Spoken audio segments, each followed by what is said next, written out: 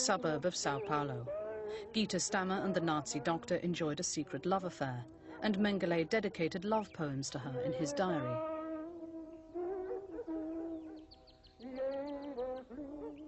To help diffuse the mounting tension between Mengele and Gita's husband, Gerhard introduced Mengele to Lieselotte and Wolfram Bossert.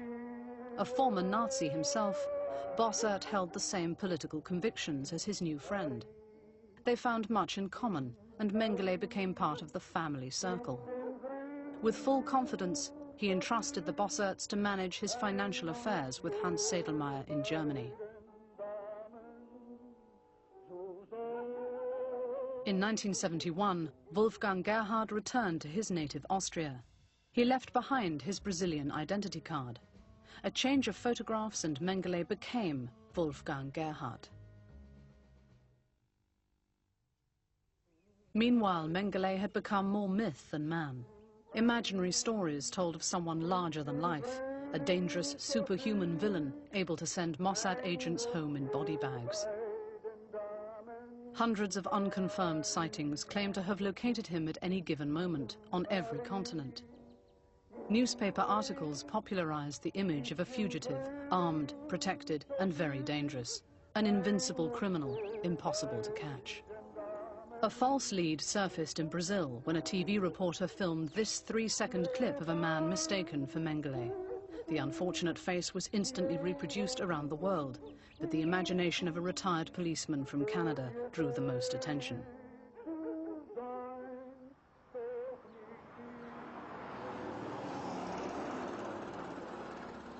In contrast to this popular myth, Mengele moved into a shabby bungalow in Alvarenga.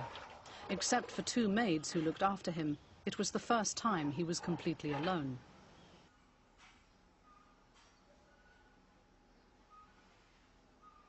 He met the Bosserts only once a week.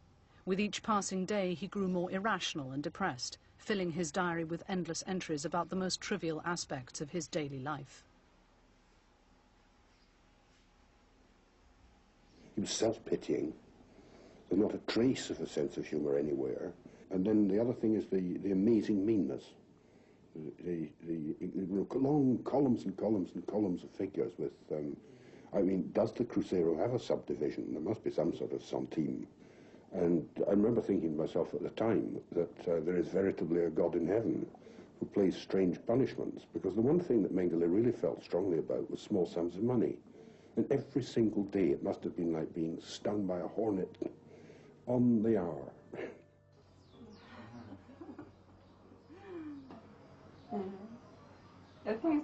I began to miss him as time passed. The only time he mentioned Germany was in relation to his son, but he didn't say it was his son. He told me it was his nephew. He showed me pictures of Rolf. In October 1977, Rolf Mengele traveled to Brazil to meet the father he never knew. Father and son grew close, and Rolf brought up the subject of Auschwitz. Rolf recalls the conversation in an interview recorded in 1985. Subject very delicately. He became very, very angry, and he shouted emotionally. He said, "My own son will I hope will not believe all these lies and all this which is written in the newspapers." So at the end, I decided to avoid this useless discussion. How do you morally justify failing to report him to the authorities? It was up to him to turn himself in. At the end, he was my father. I can't do it, and it had to be his decision. But for him, it was the real punishment to be cut off of his family and the culture, to live together in this melting pot of all races in Sao Paulo. I think the toughest thing was for him that he is spending his life without having science, without having research, so this was hard for him. When Rolf left, Mengele felt desolate and deserted. His health began to deteriorate. He was very disturbed. He cried a lot. He started to take a lot of medicines. Günzburg, Germany, 1985. Among the evidence seized by German police at the home of Hans Sedlmayr, one document drew special attention. It was a letter from Wolfram Bossert announcing the death of Josef Mengele. Apparently, while swimming in the sea, he suffered a stroke and drowned. His body was buried in a small cemetery near Sao Paulo. The trail of the elusive Nazi doctor led to a grave in Brazil.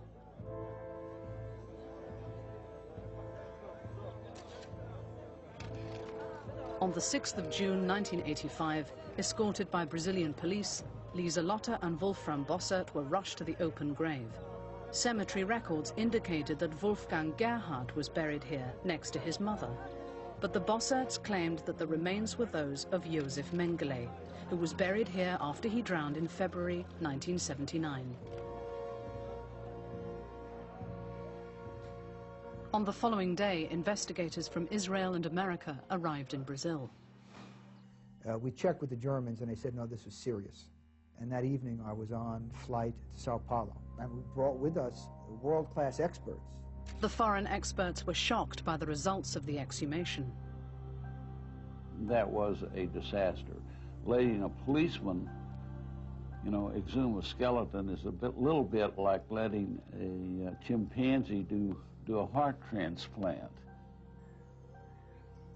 Locked away from the press, the team of experts began their forensic examination.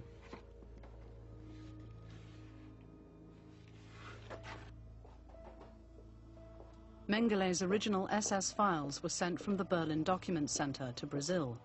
But the most vital clue to identification was missing. There were no dental X-rays. Meanwhile, the possibility of a hoax conspired by the Mengele family hung in the air, and conflicting evidence was uncovered during the investigation. Rolf's wife sent birthday greetings to Mengele in this letter dated the 8th of March, 1 month after Mengele's purported drowning. Then Rolf added a curious postscript. Referring to his father's death, he thanked the Bosserts for their help.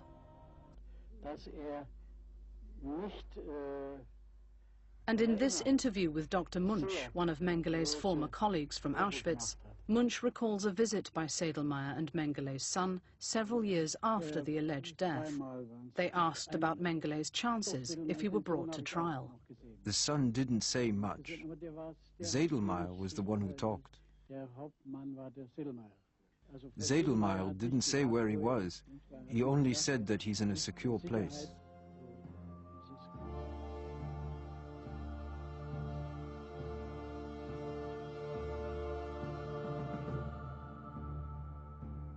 The next stage in the examination was the most dramatic. Using 2 cameras, photographs of the SS doctor were meticulously lined up and superimposed over the skull.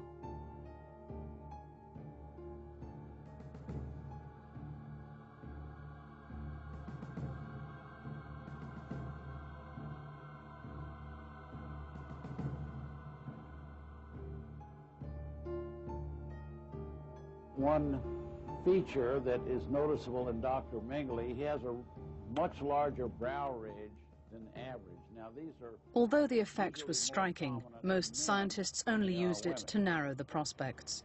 There were still doubts and inconsistencies. But with the press clamoring outside and most evidence positive, a statement was made. It is the opinion of the undersigned that this skeleton is that of Josef Mengele within a reasonable scientific certainty.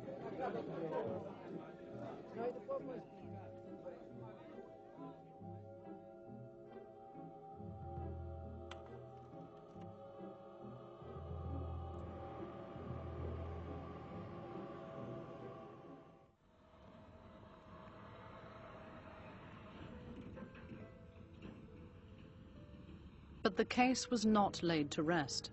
7 years later, technology had advanced. British scientists succeeded in coaxing DNA from a bone and matched it to DNA in blood samples taken from Rolf and his mother Irena.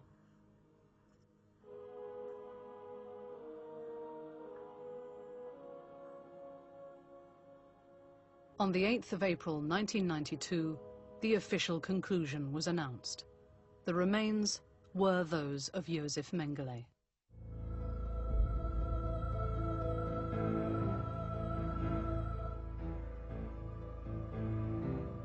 In the Immaculate Cemetery in Günzburg, the Mengele family traditionally buries its dead. Yet Günzburg is not the final resting place for Josef Mengele.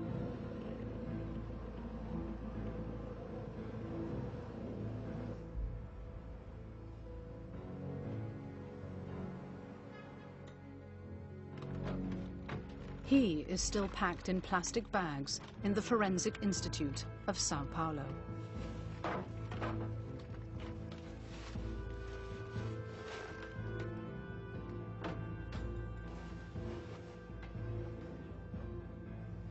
Este é o crânio do Mengele com a prótese que ele usava. Estes ossos se referem à coluna vertebral dele, tanto a cervical quanto a dorsal. What remains a mystery is why his loyal family, who supported him for years on the run, have never claimed his bones for burial.